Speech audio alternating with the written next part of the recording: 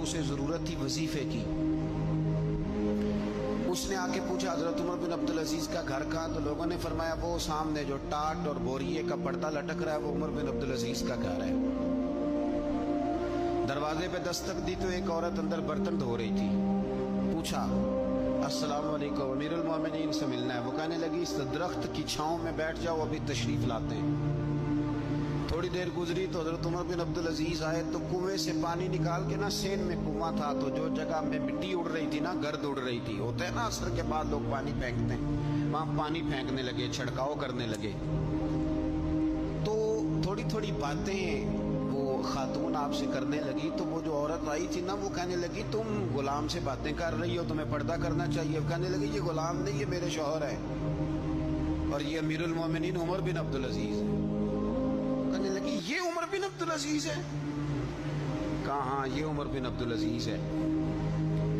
तो वो खातून हाजिर हुई, खजूरें उसको दी गई खाने के लिए। उसने कहा हुजूर मेरी 5 यतीम बेटियां हैं, मुझे वजीफा चाहिए। जनाब उमर बिन अब्दुल अजीज ने एक बेटी का नाम पूछा, वल्दियत पूछी, वजीफा लिखा। औरत कहने लगी अल्लाह तेरा शुक्र है मेरी बच्ची का वजीफा लग गया। दूसरी का नाम पूछा, वल्दियत पूछी, उम्र पूछी, वजीफा लगाया। अल्लाह तेरा शुक्र है मेरी यतीम बच्ची का वजीफा। 4 बच्चियों के वजीफे उमर लिखते रहे। खातून अल्लाह की हम्द करती रही। 5वीं का लिखने लगे तो कहने लगी मैंने जमाना बड़ा देखा है पर उमर बिन अब्दुल अजीज तेरी तरह का बंदा नहीं देखा। आप फरमाने लगे अब मैं 5वीं का वजीफा नहीं लिखता, 4 का वजीफा जाके गवर्नर से मंजूर करा ले और 4 को कहना थोड़ा थोड़ा 5वीं को भी दे दे। हुजूर क्यों नहीं लिखते? फरमाया जब तक तू हम्द के लायक रब की हम्द कर रही थी मैं वजीफे लिख रहा था, अब तूने मेरी तारीफें शुरू कर दी। अपनी तारीफ पर कैसे वजीफा लिखूं? वो तो हम्द के लायक है, उसकी हम्द होनी चाहिए।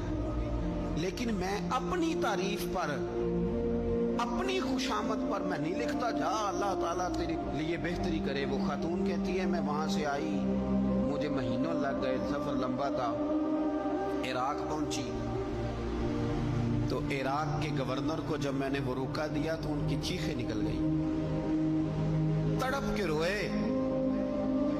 मैंने कहा क्या हुआ? कहने लगी बीबी जिस नेक आदमी ने तुझे ये लिख के दिया था ना, चंद दिन हुए उनका इंतकाल हो गया। उमर बिन अब्दुल अजीज पर्दा फरमा गए। वो खातून फिर रोई, कहने लगी यतीम बेटियों का अब क्या बनेगा, इस रुके का क्या बनेगा? तो आप फरमाने लगे बीबी जब अमीर उमर बिन अब्दुल अजीज जैसा हो तो गवर्नरों को भी अल्लाह कुछ तौफीक दे ही देता है।